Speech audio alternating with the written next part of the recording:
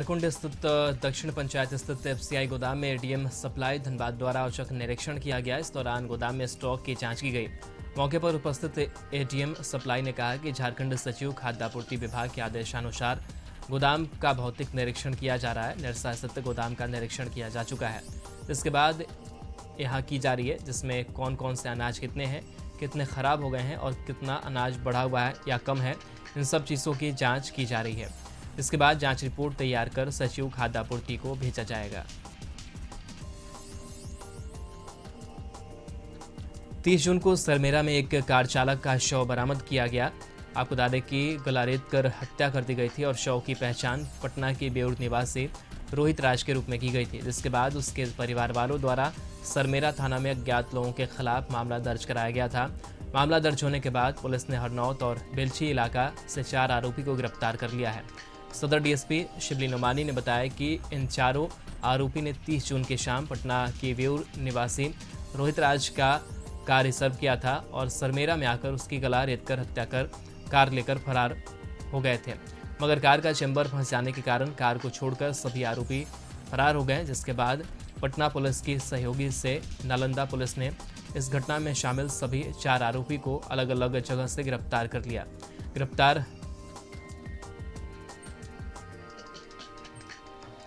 मधेपुर प्रखंड क्षेत्र के सुंदर विराजित पंचायत ने बुधवार को जिला पदाधिकारी के निर्देश पर झंझारपुर डीसीएलआर सुधीर कुमार सिन्हा के नेतृत्व में प्रखंड के अधिकारियों की टीम ने सरकार द्वारा चलाई जा रही विभिन्न विकासात्मक योजनाओं की धरातलीय जांच की। बीपीआरओ चंद्रदेव प्रसाद ने नल जल और गली नली योजना की जांच की। निरीक्षण के बाद पंचायत भवन परिसर में आम लोगों की समस्याएं सुनकर कुछ मामलों का निपटारा भी अधिकारियों द्वारा ऑन द स्पॉट किया गया, जबकि कुछ मामलों में समस्याओं से संबंधित आवेदन लिए गए।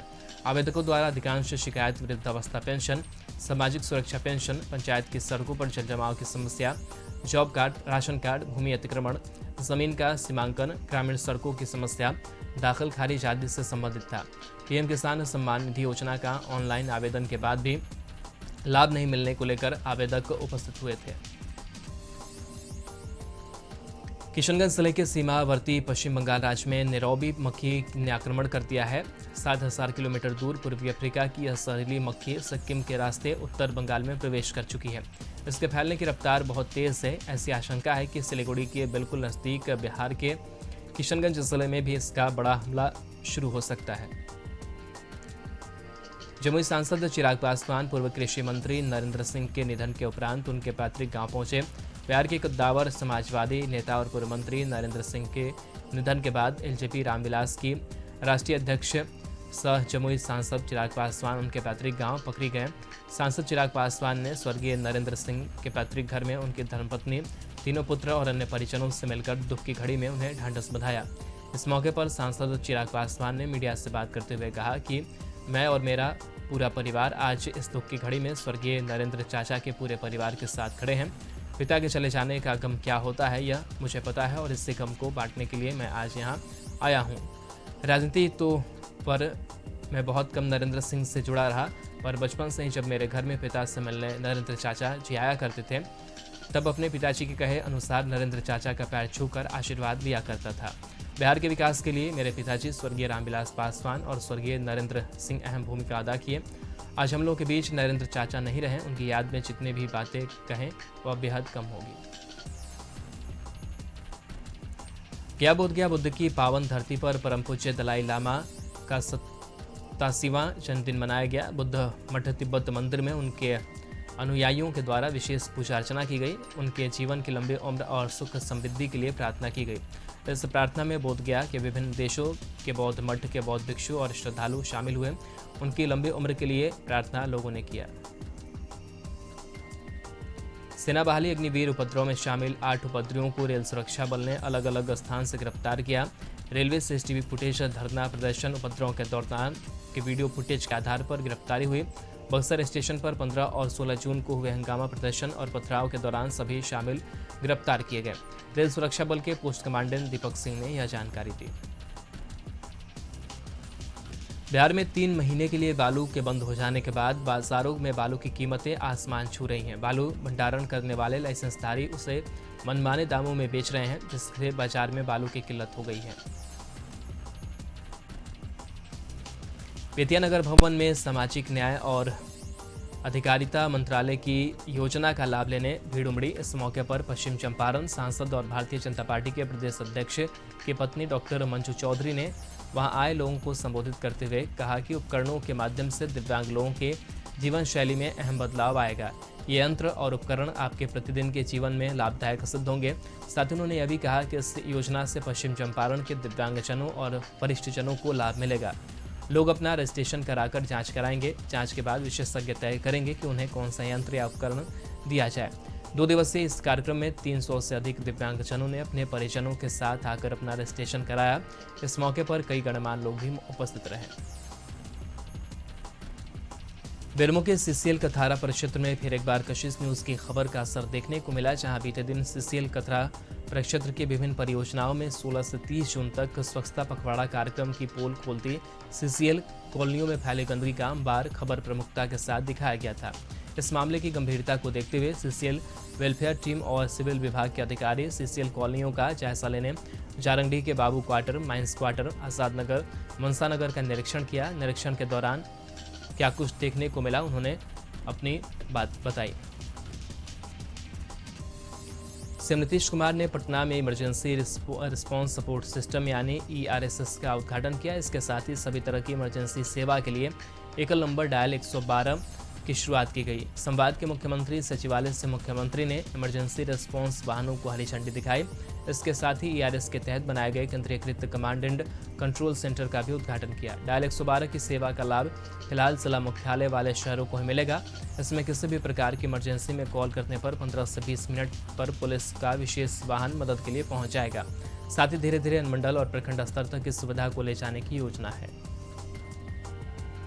सिवान में भी जिलाधिकारी अमित कुमार पांडे और एसपी शैलेश कुमार सिन्हा ने 112 नंबर का शुभारंभ किया। अधिकारी ने हरी झंडी दिखाकर सभी वाहनों को रवाना किया।